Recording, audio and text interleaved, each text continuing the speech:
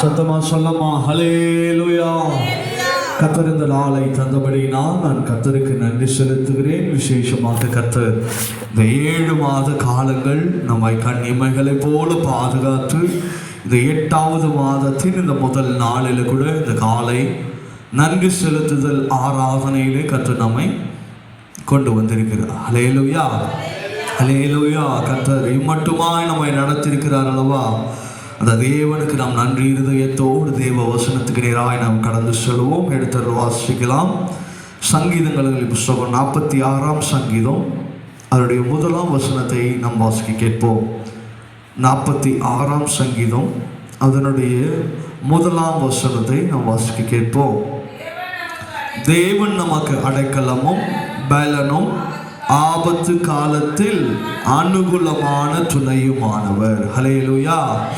கர்த்தர் இந்த மாதத்தில் கூட ஆண்டவர் நம்மோடு இடைபடுகிற காரியம் என்னவென்று சொன்னால், தேவன் நமக்கு அடைக்கலமும் பலனும் ஆபத்து காலத்தில் அனுகூலமான துணையுமானவர். அதுதான் ரொம்ப முக்கியமான விஷயம். ஆண்டவர் நமக்கு துணையாய் இருக்கிறார். நமக்கு அவர்தான் கூடவே வருகிறார், கூடவே போறாரு. எல்லா காரியத்திலும் ஆண்டவர் தான் நம்ம கூட இருக்கிறாரு அப்படின்றத ஆண்டவர் ஒரு விஷயம் இல்லை, இந்த மாதம்தான் பேசுறாரு அப்படி இல்லை.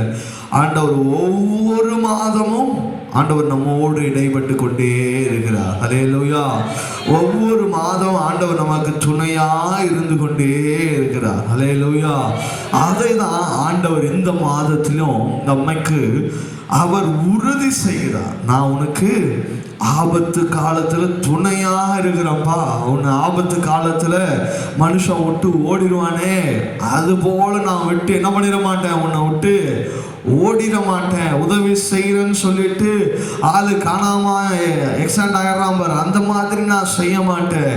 நான் ஆபத்து காலத்துல உதவி செய்யறதுல தான் நான் ஸ்பெஷலிஸ்ட். ஹல்லேலூயா, ஹல்லேலூயா, ஹல்லேலூயா. கர்த்தர் பெரிதான காரியங்களை இந்த 7 மாதங்கள் நினைச்சு பாருங்க. இந்த 7 மாதங்கள் எவ்வளோ வித்தியாசமான காரியங்கள், எவ்வளோ வித்தியாசமான விஷயங்கள் கர்த்தர் நம்முடைய வாழ்க்கையில அவர் செய்கிறவராக இருக்கிறார். 123ஆம் சங்கீதம் அதனுடைய 1 வசனத்தை கூட சொல்லுகிறது,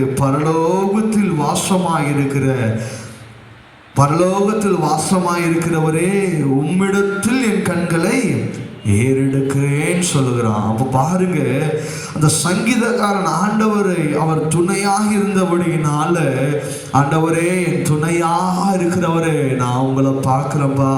அந்த 124ஆம் வசனம் 124:1 கூட சொல்றாரு, மனுஷன் நமக்கு விரோதமா எழும்பின போது கர்த்தர் நமது பக்கத்தில் இராவிட்டார். எனக்கு சத்துரு நெருங்கி வரும்போது, என்னை மேற்கொள்ள வரும் பொழுது ஆண்டவர் மட்டும் என் பக்கத்துல இல்லாம போயிருந்தா இந்த 7 மாதத்தை நான் கடந்திருக்கவே முடியாது. ஹல்லேலூயா, ஹல்லேலூயா.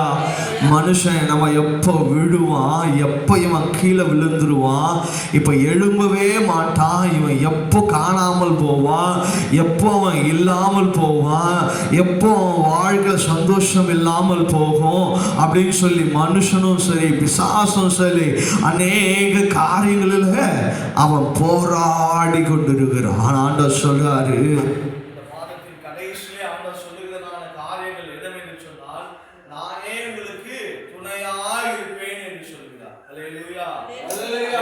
அவர் நமக்கு துணையான காரியங்களாய் இருந்து நம்மை வழி நடத்தி நம்மை ஏந்தி நம்மை சுமந்து அவர் நடத்துகிறவராய் காணப்படுகிறார். ஹல்லேலூயா, ஹல்லேலூயா. மனுஷன் நமக்கு விரோதமாய் எழும்பின போது கர்த்தர் நமக்கு பக்கத்தில் இராவிட்டால், ஆண்டவர் நம்ம பக்கத்துல இல்லாம போயிட்டாரு அப்படின்னு சொன்னா, நிச்சயமாகவே இந்த 7 மாதங்கள் நம்ம கடந்து வந்தது ரொம்ப கடினமான காரியங்கள். ஒருவேளை நம்ம ஆண்டவர் நமக்கு துணையா இல்லாம போயிட்டு இருந்தார்னா நம்முடைய காரியங்கள் எல்லாம் வித்தியாசமா போயிருக்கும். ஆண்டவர் எனக்கு துணையா இல்லாம போயிருந்துச்சுன்னா நான் எங்க என்ன ஆகியிருப்பேன் அப்படின்ற ஒரு காலகட்டத்தில் நம்ம போயிட்டு இருப்போம். ஹல்லேலூயா. ஆனாலும் கர்த்தர் இம்மட்டுமாய் நம்மை நடத்தி நம்மை தாங்கி நம்மை ஏந்தி நம்மை சுமந்து அவர் இந்த 7 மாதம் காலங்கள் அப்படியே நம்மளை அடைக்காத்து இல்லையா. இந்த கோழியானது அந்த முட்டை என்ன பண்ணுமா, அது குஞ்சு பொரிக்கிற வரைக்கும் என்ன பண்ணும், அடை காற்று. அது வந்த உடனே அது என்ன பண்ணும், அதை அதை பராமரித்து கொள்ளும். அது வெளியே வந்துருச்சேன்னு சொல்லி என்ன பண்ணாது, விட்டுறாது. அப்போது நான் ஒரு ஒரு ஒரு வாரத்துக்கு முன்னாடி என்ன பண்ணியிருக்கிறாங்க, ஒருத்தர் என்ன பண்ணியிருக்கிறாரு, ஒரு வாத்து முட்டையை வாங்கிட்டு வந்திருக்கிறார்.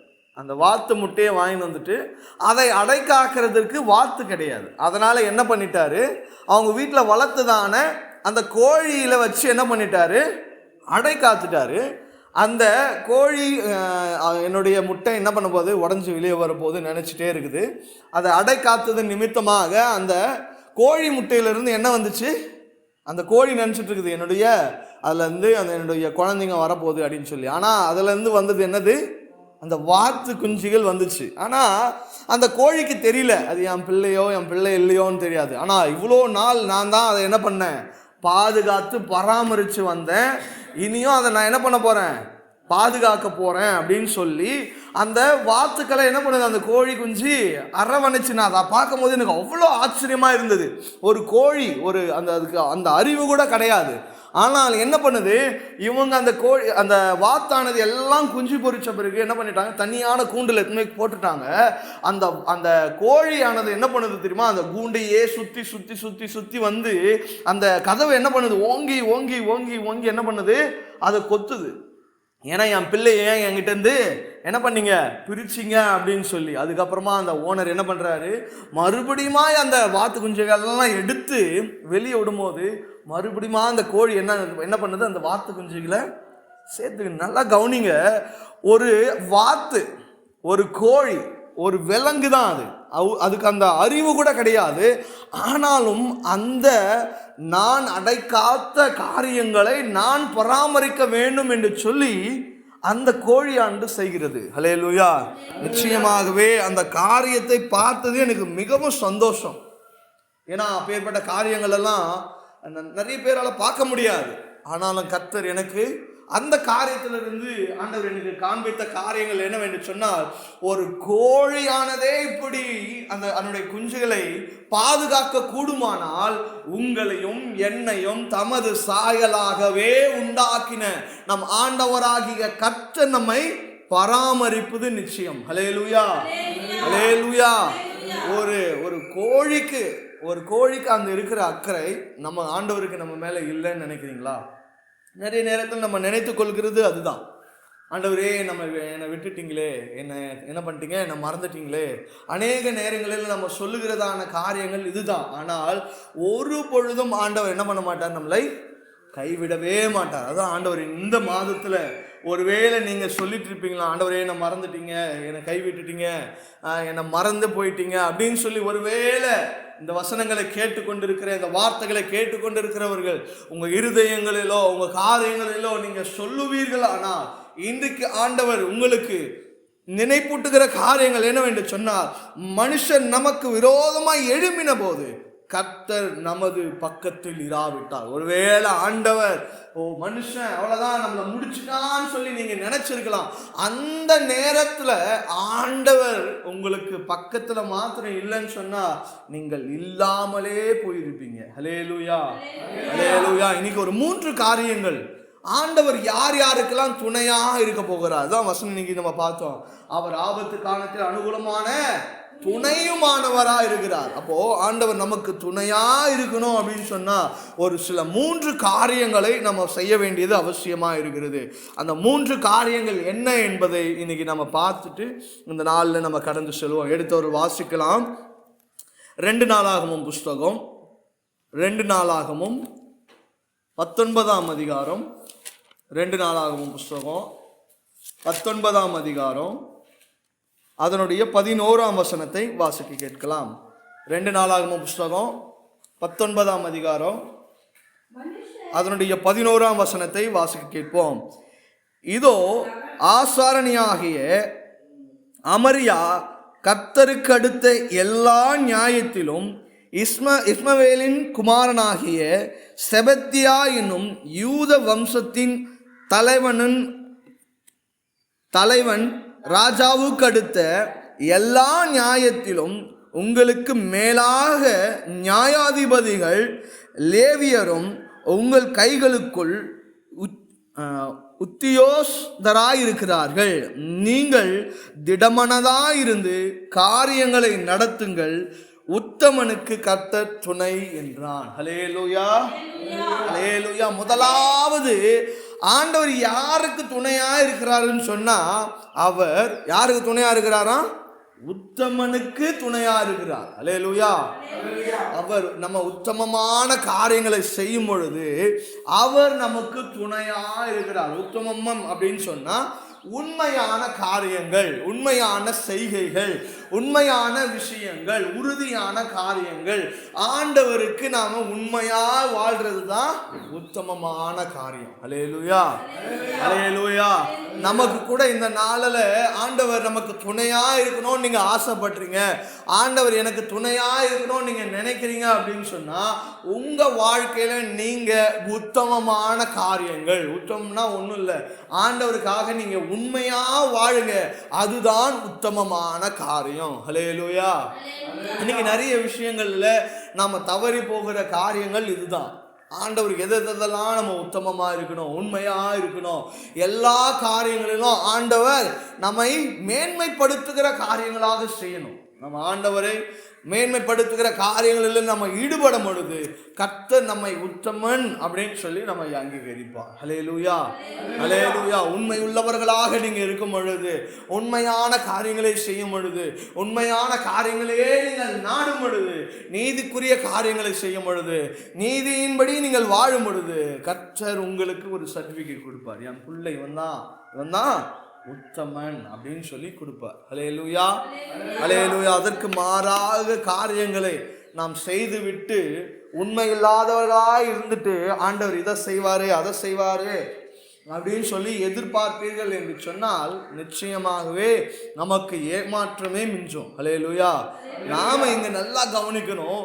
உத்தமனாய் வாழணும்னு சொன்னா ஆண்டவர் நமக்கு துணையா இருக்கணும். ஹல்லேலூயா. நாம ஆண்டவர் நமக்கு துணையா இருந்தாதான் நம்ம என்ன பண்ண முடியும்? உத்தமனாய் வாழ முடியும். ஆண்டவர் சொல்றாரு, நான் உனக்கு துணையா இருக்கணும்னா நான் உத்தமமா இருக்கணும் அப்படின்னு சொல்றாரு. அதற்கு நான் எப்படி இருக்கணும் அப்படின்னா, நான் பாத்திரமானா முதல்ல இருக்கணும். ஹல்லேலூயா. நம்முடைய காரியங்கள் எல்லாம் எப்படி இருக்கணும்னு சொன்னா ஆண்டவருக்கு பிரியமுள்ள காரியங்களா இருக்கணும்.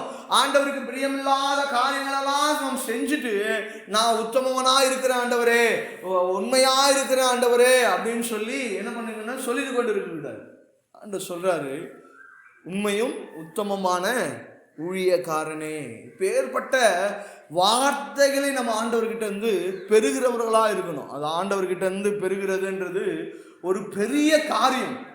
எல்லாரையும் ஆண்டவர் சொல்லிட மாட்டார், எல்லாரையும் ஆண்டவர் கூப்பிட மாட்டார், எல்லாரையும் வாங்கப்பா எல்லாம் உத்தமமா இருக்கிறீங்கன்னு சொல்ல மாட்டார். யாரு உத்தமமாய் உண்மையாய் தேவனுக்கு பிரியமாய் வாழ்கிறாங்களோ அவங்கள தான் ஆண்டவர் என்ன பண்ணுவாரு?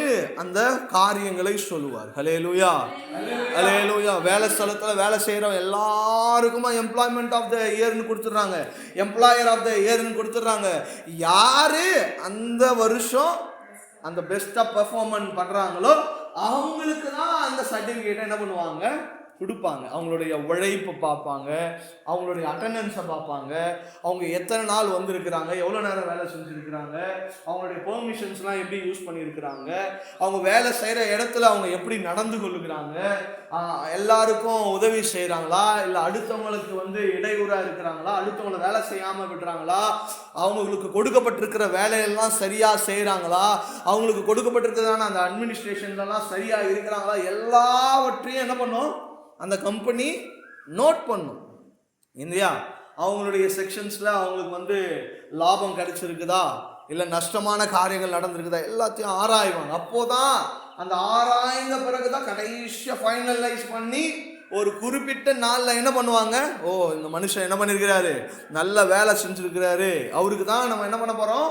இந்த வருஷம் எம்ப்ளாய்மெண்ட் ஆஃப் த இயர் என்ன பண்ண போகிறோம்? கொடுக்க போகிறோம் அப்படின்ற ஒரு காரியங்களை கொடுப்பாங்க. ஒரு சாதாரணமான ஒரு வேலை, இந்த காரியங்களுக்கு இவ்வளோ குவாலிஃபிகேஷன், இவ்வளோ குவாலிட்டி, இவ்வளோ காரியங்களை மனுஷர்கள் எதிர்பார்க்கிறார்கள் என்று சொன்னால் ஆண்டவருக்காக நீங்கள் உத்தமன் என்ற வார்த்தை அவரிடத்திலிருந்து நீங்கள் பெற வேண்டும் என்று சொன்னால் நீங்க எவ்வளவு கடினமாக உழைக்க வேண்டும், ஆண்டவருக்கு எவ்வளவு உண்மையாய் வாழ வேண்டும், எவ்வளவு நீதியாய் வாழ வேண்டும், எல்லா விஷயத்திலும் சரியாய் இருக்க வேண்டும் என்பதிலே நாம கவனமா இருக்கணும். ஹல்லேலூயா. நான் சபைக்கே போக மாட்டேன், நான் வாரத்தில் வைக்கிற ஒரு நாள் ஞாயிற்றுக்கிழமை கூட நான் சபைக்கு போக மாட்டேன், ஆனால் நான் யாரு? உத்தமன். இன்னைக்கு நம்ம நினைச்சு கொண்டு இருக்கிறது அதுதான். ஆலயத்துக்கே போக மாட்டேன், ஆனால் நான் யாரு? உத்தமன். நிறைய பேருக்கு இந்த பேர் வச்சிருப்பாங்க இல்லையா, உத்தமன் அப்படின்னு சொல்லி என்ன பண்ணியிருப்பாங்க, பேர் வச்சிருப்பாங்க. ஆனால் நிஜமாவே பாருங்களேன், அவர் யாரு? அவர் அதுக்கு டோட்டலான ஆப்போசிட்டாக தான் இருக்கும். ஹல்லேலூயா. இன்னைக்கு நிறைய பேர் அப்படிதான். இன்னைக்கு நிறைய கிறிஸ்துவர்கள் பேர் வைக்கிறதான காரியங்களில் பார்க்கும் பொழுது ஒருத்தர் ஊழியத்துக்கும் அவருக்கும் சம்மந்தமே இருக்காது, ஆனால் அவருக்கு என்ன பேர் வச்சுருப்பாங்க? பவுல் அப்படின்னு சொல்லி பேர் வச்சுருப்பாங்க. அவர் என்ன பண்ணுவார்? பாவமான காரியங்களை செய்வார், நீதியின்படி வாழ மாட்டார், எல்லா பழக்க வழக்கங்களும் இருக்கும். அவங்களுக்கு என்ன பண்ணி வச்சுருப்பாங்க? இந்த பைபிளில் இருக்கிற எல்லா ஊழியக்காரங்கள பேரையும் வச்சுருவாங்க. ஏன்னா பேர் வச்சுட்டா நம்ம எங்கே போயிடுவோம்? பரலோகத்துக்கு போயிடுவோம் இல்லை? அப்படி தானே? போய் கெசட்டில் போய் நம்ம ஒரு கிறிஸ்துவ பெயரை வச்சுட்டா உடனே நான் யார் ஆகிட்டேன்? அவங்க மனுஷன் போல நான் மாறிட்டேன். நான் பவுலுன்னு பேர் வச்சுட்டா பவுலை போல மாறிடுவேன். மோசஸ்ன்னு பேர் வச்சுட்டா நான் என்ன பண்ணிடுவேன்? மோசேவை போல மாறிடுவேன் இல்லையா? ஆபிரகாம்னு பேர் வச்சுட்டா நான் ஆபிரகாமா மாறிடுவேன். இல்லை இல்லை இல்லை, நீங்கள் ஆபிரகாமை போல வாழணும். பேரில் நீங்கள் பரலோகம் போயிட மாட்டீங்க. உங்களுக்கு பவுல்ன்ற பேர் வச்சுட்டாங்கன்னா நீங்கள் பரலோகம் போயிட மாட்டீங்க இல்லையா? நீங்கள் எசேக்கியேல்னு பேர் வச்சுட்டா நீங்கள் பரலோகம் போயிட மாட்டீங்க. எரேமியான்னு பேர் வச்சா நம்ம பரலோகத்துக்கு போயிட மாட்டோம். அவங்க எப்படி வாழ்ந்தாங்களோ, அந்த பெயர்களின்படி வாழ்ந்து ஜீவித்தார்களோ, அந்த ஜீவனத்தின்படி நீங்கள் வாழ்ந்தாதான் பரலோகம் இல்லையா? அதுதான் இங்க சொல்லுகிறது. ஆண்டவர் நமக்கு துணையா இருக்கணும் அப்படின்னு சொன்னா நீங்கள் உத்தமமாய் வாழணும். அப்போதான் ஆண்டவர் உங்களுக்கு துணையா இருப்பாரு. அநேக நேரங்களில் ஆண்டவருக்கு விரோதமான காரியங்களை செய்துட்டு, ஆண்டவரே எனக்கு துணையா இல்லையே, என்னை கைவிட்டுட்டீங்களே, என்னை ஏமாத்திட்டீங்களேன்னு சொல்லி இன்னைக்கு சொல்லி கொண்டிருக்கிற ஒவ்வொருவருக்காகவும் ஆண்டவர் இன்னைக்கு இந்த கால வேளையில் பேசி கொண்டிருக்கிற காரியங்கள், நீங்கள் உத்தமமாய் வாழ்ந்தால்தான் ஆண்டவர் உங்களுக்கு துணையா இருப்பார். ஹல்லேலூயா. ஹல்லேலூயா. ஆண்டவர் உங்களுக்கு உதவி செய்ய வேண்டும் என்று சொன்னார், ஆண்டவர் உங்களுக்காக இறங்கி வர வேண்டும் என்று சொன்னார், ஆண்டவர் உங்களுக்காக உதவி செய்ய வேண்டும் என்று சொன்னார், ஆண்டவர் சொல்லுகிற ஒவ்வொரு கற்பனைகளையும் கட்டளைகளையும் நாம என்ன பண்ணணும்? பின்பற்ற வேண்டியது அவசியமா இருக்கிறது. ஹல்லேலூயா. முதலாவது காரியம், ஆண்டவர் உங்களுக்கு துணையா இருக்க வேண்டும் என்று சொன்னார், நீங்கள் செய்ய வேண்டிய காரியங்கள் உத்தமன் அப்படின்ற ஒரு காரியத்தை நீங்க பெற்றுக்கொள்ள வேண்டும். ஹல்லேலூயா. உண்மையுள்ளவனுக்கு அவன் துணையா இருக்கிறான். வேற ஒண்ணும் இல்லை. உத்தமன்னா ஏதோ பெரிய விஷயம் போலகுது அப்படி அல்ல. அவருக்காக நீங்கள் உண்மையாய் வாழும் பொழுது, நீதியாய் வாழும் பொழுது அவர் உங்களுக்கு துணையாய் இருப்பார். ஹல்லேலூயா. ஆகஸ்ட் மாதத்துல ஆண்டவருக்காக உண்மையா இருக்க கொஞ்சம் ட்ரை பண்ணுங்க, கொஞ்சமாவது ட்ரை பண்ணுங்க இல்லையா? நம்ம என்ன பண்ணணும்?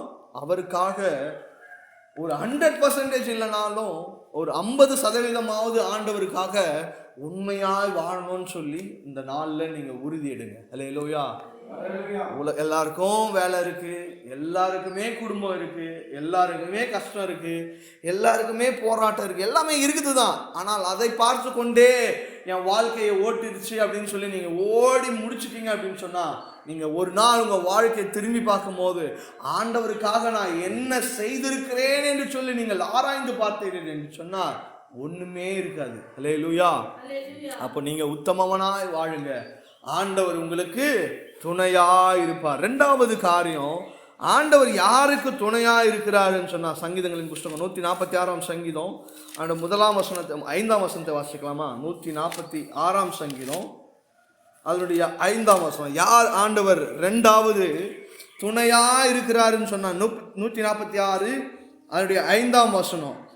யாக்கோபின் தேவனை தன் துணையாக கொண்டிருந்து தன் தேவனாகிய கர்த்தர் மேல் நம்பிக்கை வைக்கிறவன் பாக்கியவான். ஹல்லேலூயா. ஹல்லேலூயா. இரண்டாவது காரியம், கர்த்தர் மேல நம்பிக்கை வைக்கிறான் பாருங்க, அவருக்கு தான் கர்த்தர் துணையா இருப்பார். ஹல்லேலூயா.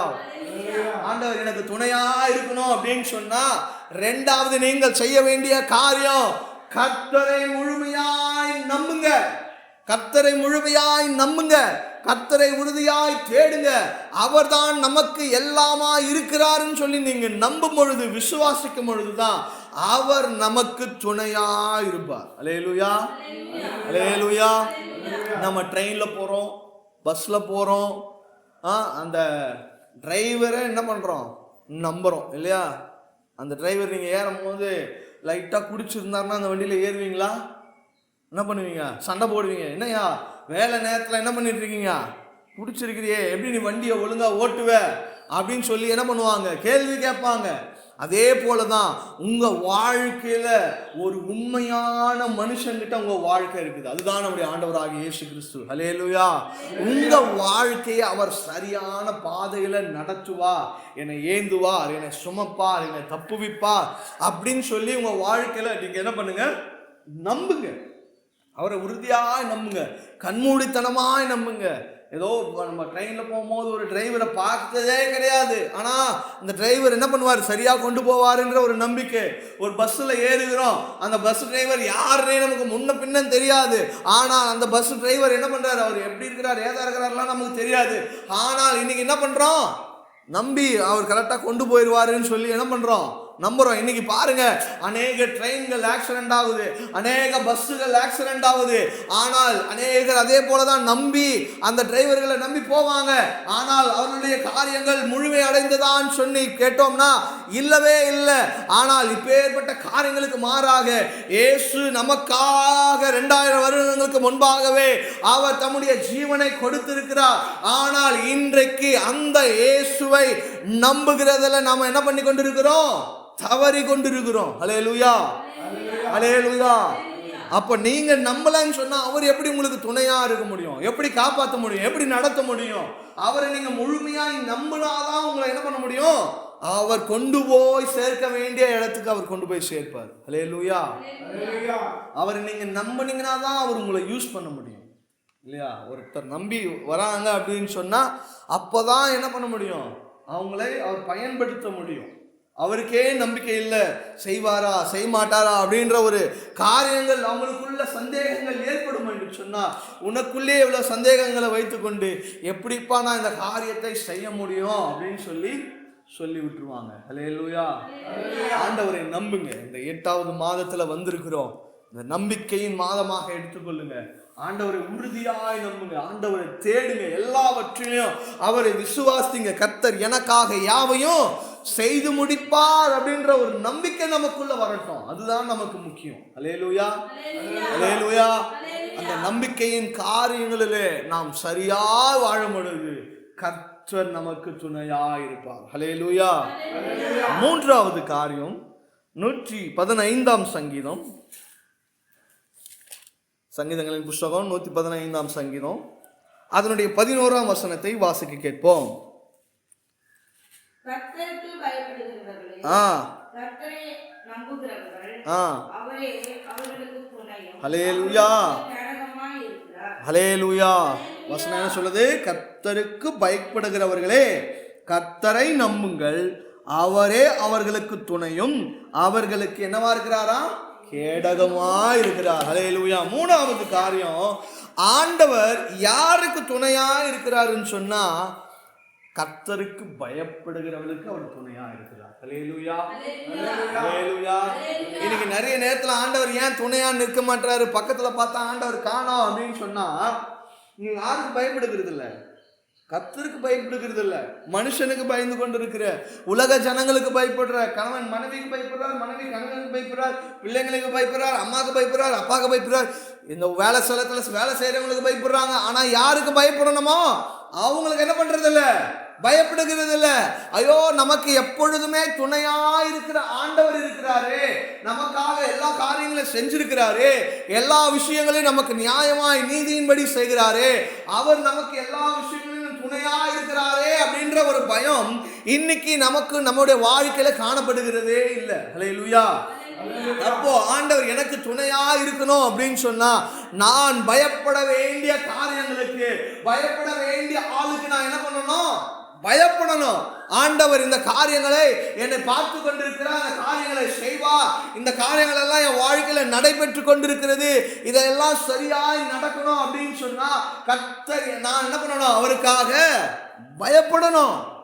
கர்த்தருடைய பயம் ஒவ்வொரு மனுஷனுக்கும் தேவை. ஊழியக்காரனா பயம் தேவையில்லை அப்படின்றதெல்லாம் கிடையாது. எல்லா மனுஷனுக்கும் மேல இருந்து கீழே இருக்கிற மனுஷன் வரைக்கும் எல்லாருக்கும் என்ன வேணும்?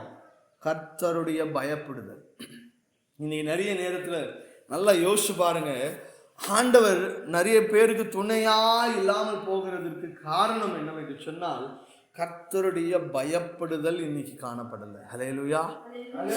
சிம்சோனுடைய வாழ்க்கையில பாருங்க, சிம்சோனுடைய காரியங்கள், அவனுடைய கண்கள் புழுங்கப்பட்டவனாய் காணப்பட்டான். ஏன்னு சொன்னா அவர் ஆண்டவர் மேல வச்சிருந்த பயம் போச்சு, உலகத்தின் காரியத்தின் மேல ஆசை. அப்போ கர்த்தருக்கு பயப்படும் பொழுது நிச்சயமாகவே அந்த சிம்சோன் என்ன பண்ணியிருக்க மாட்டான்? பாவம் செஞ்சிருக்க மாட்டான். ஆனால் அதே காரியங்கள் நம்முடைய யோசேப்பினுடைய வாழ்க்கையில பாருங்க, கர்த்தருக்கு பயந்தான். நான் கர்த்தருக்கு முன்பாக எப்படி என் கர்த்தருக்கு முன்பாக நான் பாவம் செய்வேன் என்று சொல்லி அதே பாவத்திற்கு சிம்சோன் எதில் மாட்டிக்கொண்டு எதனால் அவன் ஜீவனை விட்டானோ அதே பாவத்திற்காக யோசேப்பு என்ன பண்ணா? பயந்து, கர்த்தருக்கு பயந்து என்ன பண்ணா? ஓடி போனா. அந்த இடத்தை விட்டே ஓடி போனான். ஆனால் அவனை கர்த்தர் என்ன பண்ண முடியும்? உயர்த்த முடியும். ஹல்லேலூயா. நம்ம நினைச்சு கொள்ளுகிறோம் ஒவ்வொரு மனுஷனையும் ஆண்டவர் எப்படியோ உயர்த்திட்டாரு. எப்படியோலாம் உயர்த்தலங்க, அவங்க ஆண்டவருக்கு பயந்ததின் நிமித்தமாகவே கர்த்தர் அவர்களை உயர்த்தினார். இன்னைக்கு நிறைய பேர் நாம கூட ஆண்டவருக்காக ஏதாவது செய்யணும் அப்படின்னு நினைக்கிறோம். ஆனால் அதற்கு மாறாக கர்த்தருக்கு பயப்படணும் அப்படின்ற விஷயத்துல இன்னைக்கு நம்ம தவறி போய் கொண்டிருக்கிறோம். ஹல்லேலூயா. இன்னைக்கு நிறைய பேருக்கு நான் உயரணும், நான் மேல வரணும் அப்படின்ற ஒரு ஆசை எல்லாருக்குமே இருக்குது. தவறே கிடையாது, எல்லாருக்கும் ஆசை உண்டுதான். ஆனால் அதற்கு ஏற்ற வழி வாசல்களை நாம என்ன பண்ணணும்? ஏற்படுத்தணும். கடுமையாய் உழைக்காம மேல வந்துடணும்னா முடியாது. அதே போலதான் நீங்கள் எதையும் பண்ண வேண்டாம், ஆண்டவருக்காக நீங்கள் பயந்தாலே போதும். உங்களை எங்கு கொண்டு போகணுமோ அந்த இடத்துக்கு அவர் கொண்டு போயிடுவார். ஹல்லேலூயா. ஹல்லேலூயா. கர்த்தர் இந்த நாள்ல நம்மோடு பேசுகிற காரியங்கள், அவர் நமக்கு துணையா இருக்கிறார். 3 காரியங்கள் தான். ஆண்டவர் இந்த 8வது மாதத்துல உங்களுக்கு துணையா இருக்கணும்னு சொன்னா நீங்க உண்மையா உத்தமமாய் ஆண்டவருக்காக ஊழியம் செய்யுங்க. இல்ல ஆண்டவருக்காக உத்தமமாய் நீங்க என்ன பண்ணுங்க? வாழுங்க. நீங்க செய்கிற எல்லா காரியங்களிலும் உண்மையா இருங்க. எது செய்தாலும் உண்மையா இருங்க. யாரும் பார்க்கலையேன்னு சொல்லி என்ன பண்ணிடாதீங்க, அந்த உத்தமமான காரியங்களிலிருந்து விலகி போயிடாதீங்க. ஏன்னா இந்த உலகத்துல யாரு பார்க்கலனாலும் நம்முடைய ஆண்டவராக இயேசு கிறிஸ்து எல்லா காரியத்திலும் என்ன பண்ணி கொண்டிருக்கிறாரு? நம்மளோட பார்த்துக்கிட்டு இருக்கிறாரு. எல்லா விஷயத்திலையும் நீங்க உத்தமமா இருக்கிறீங்களா அப்படின்னு சொல்லி ஆண்டவர் பார்த்துட்டு இருக்கிறார். ஒருவேளை மனுஷன் பார்க்காம இருக்கலாம், உங்களை பெற்றவங்க பார்க்காம இருக்கலாம், கணவன் மனைவி பார்க்காம இருக்கலாம், பிள்ளைகள் பார்க்காம இருக்கலாம், வேலை ஸ்தலத்தில் பார்க்காம இருக்கலாம், உன் சொந்தக்காரன் பார்க்காம இருக்கலாம், ஃப்ரெண்ட்ஸ் கூட பார்க்காம இருக்கலாம், உன்னுடைய நெருங்கின நண்பர்கள் கூட நீ பண்ற காரியங்கள் தெரியாம போயிடலாம். ஆனால் நீ செய்கிற எந்த காரியமும் ஆண்டவருடைய பார்வையிலிருந்து விலகாது. ஹல்லேலூயா. அதனால நீங்கள் செய்கிற காரியங்கள் மனுஷருக்கென்று நீங்கள் செய்யாமல் கர்த்தர் உங்களை பார்க்கிறார். அந்த நீதியோடு, அந்த உண்மையோடு செய்யுங்க. கர்த்தர் எனக்கு எல்லா காரியங்களையும் செய்வார் என்ற ஒரு நம்பிக்கையோடு செய்யுங்க. அந்த நம்பிக்கை தான் கர்த்தர் உங்களை துணையாக நிற்க வைக்கும். ஹல்லேலூயா. ஹல்லேலூயா. கர்த்தர் எனக்கு துணையா இருக்கணும் அப்படின்னு நினைக்கிறீங்களா? இந்த 3 காரியங்களை செய்யுங்க. ஆண்டவருக்காக உண்மையா வாழுங்க, ஆண்டவர் மேல நம்பிக்கை வைங்க, ஆண்டவருக்காக பயப்படுங்க. கர்த்தருக்கு பயப்படுதல் ஞானத்தின் ஆரம்பம். சங்கீதத்தில் சொல்லுது வசனங்கள், கர்த்தருக்கு பயப்படுதல் உங்கள் ஆயுசின் வருஷங்களை அதிகமாக்கும் சொல்லி இருக்கிறது. இன்னைக்கு நீங்க பயப்படும் பொழுது நீங்க நிறைய நாள் வாழணும்னு நினைக்கிறீங்களா? ஆண்டவர் அதுக்கு வழிவாசலை கொடுப்பார். ஹல்லேலூயா. பாருங்க, வேதாகமத்துல முதல்லலாம் பார்க்கும் பொழுது இந்த மனுஷன் 800 வருஷம் வாழ்ந்தான், 700 வருஷம் வாழ்ந்தான், இப்படிப்பட்ட 1000 வருஷம் வாழ்ந்தான்லாம் சொல்றாங்க. ஆனால் இன்னைக்கு 60-70 வயசு தாண்ட முடியல. ஏன்னா அந்த காலத்துல அப்பேற்பட்ட காரியங்கள், கர்த்தருக்கு பயப்படுதல், தேவனுக்கு பயப்படுதல், இப்பேற்பட்ட காரியங்கள் இருந்துச்சு. ஆனால் இந்த காலகட்டத்தில் அப்பேற்பட்ட சூழ்நிலைகள், காலநிலைகள் இல்லை. இன்னைக்கு 10 வயசு பிள்ளையே மறிச்சு போகுது, 15 வயசு பிள்ளை மறிச்சு போகுது, 20 வயசு பிள்ளைகள் மறிச்சு போகுது. ஏன் இந்த கால சூழ்நிலைகள் ஏற்படுகிறது என்று சொன்னால், ஆண்டவருக்கான பயப்படுதல் இல்லை, ஆண்டவரை தேடுகிறதான காரியங்கள் இல்லை, உலகத்தின் ஆசைகள் அதிகமாயிடுச்சு, உலகத்தின் மோகங்கள் அதிகமாயிடுச்சு. இப்பேற்பட்ட காரியங்கள் நடக்குமானால் நிச்சயமாகவே கர்த்தர் நமக்கு துணையா இருக்க மாட்டார். கர்த்தர் எனக்கு துணையா இருக்கணும் அப்படின்னு சொன்னா இனி நிறைய பேர் சொல்லி செஞ்சுட்டு இருக்கிறாங்க, நீங்க எது செஞ்சாலும் உங்க கூட தான் இருப்பாரு பிரதர், நீங்க எது செஞ்சாலும் சரி, நீ பாவமே செஞ்சாலும் சரி, பாவத்திலே நீ சாக்கடையிலே உழுந்து பிறண்டு நீ அதிலே நாத்தம் அனுப்பிச்சு கிடந்தாலும் சரி, ஆண்டவர் என்ன பண்ணுவாரு, உங்களை என்ன பண்ணுவார், அழகா பண்ணு உங்களை தடவி கொடுப்பார். இல்லவே இல்லை. இந்த காரியங்கள் வசனங்கள் நமக்கு போதிக்கிறது என்னவென்று சொன்னா, ஆண்டவருக்கு செய்ய வேண்டிய காரியங்களில் செய்யும் பொழுது கர்த்தர் உங்களுக்கு துணையா இருக்கிறார், உங்களை பலப்படுத்துகிறார், உங்களை ஏந்துகிறார், உங்களை சுமக்கிறார். ஏன்னா உங்களுடைய கஷ்டங்களை ஆண்டவர் பார்க்கிறார். என் பிள்ளை பாவத்தில் இருந்தாலும் அதுல இருந்து மேலே வரணும்னு சொல்லி என்ன பண்றான், ட்ரை பண்றான். அவன் சூழ்நிலையில இப்படியா இருக்கிறது, அதுல இருந்து மேலே வரணும் அப்படின்னு நினைச்சு அவன் என்ன பண்றான், உண்மையாய் வாழணும்னு நினைக்கிறான், நம்பிக்கையா இருக்கணும்னு நினைக்கிறான், எனக்கு பயப்படுதெல்லாம் அவன் சரியா இருக்கிறான்னு சொல்லி ஆண்டவர் பார்க்கும் பொழுது கர்த்தர் நிச்சயமாகவே நமக்கு துணையா இருப்பார். ஹல்லேலூயா. விசேஷமாக இந்த காரியங்கள் எல்லாம் நீங்கள் ஆராய்ந்து பாருங்க. ஆண்டவருக்காக நம்ம எந்த இடங்களில் நாம் சரியா இருக்கிறோம், கர்த்தர் எனக்கு துணையா இருக்கிறாருன்னு சொன்னா, அவர் இம்மட்டுமாய் நான் உண்மை இல்லாதவனா இருந்தோம், நான் நம்பிக்கை அற்றவனா இருந்தோம், பயப்படாம எனக்கு இஷ்டத்தின்படி நான் செய்யும் போதே ஆண்டவர் எனக்கு துணையா இருக்கிறார் என்று சொன்னார். இந்த காரியங்களை நீங்கள் செய்யும் பொழுது கர்த்தர் எப்பேற்பட்ட துணையா உங்களுக்கு இருப்பார், உங்களை ஏந்துவார், உங்களை சுமப்பார், உங்களுக்கு அனுகூலமான துணையா இருப்பார் என்பதை நீங்கள் ஆராய வேண்டியது அவசியமா இருக்கிறது. பிள்ளைகளே, ஆண்டவருக்காக உண்மையாய் வாழ்வோம் என்று சொல்லி இந்த நாளில் ஒரு தீர்மானத்தை, இந்த காலை வேளையிலே இந்த 1ஆம் தேதி ஆண்டவர் சமூகத்தில் நம்ம தீர்மானம் எடுப்போம். தேவன் நமக்கு அடைக்கலமும் பலனும் ஆபத்து காலத்தில் அனுகூலமான துணையுமாயிருப்பார் என்று சொல்லி கர்த்தர் நம்மோடு இடைப்படுவார். கர்த்தர் தாம் இந்த வார்த்தைகளை ஆசீர்வதிப்பாராக.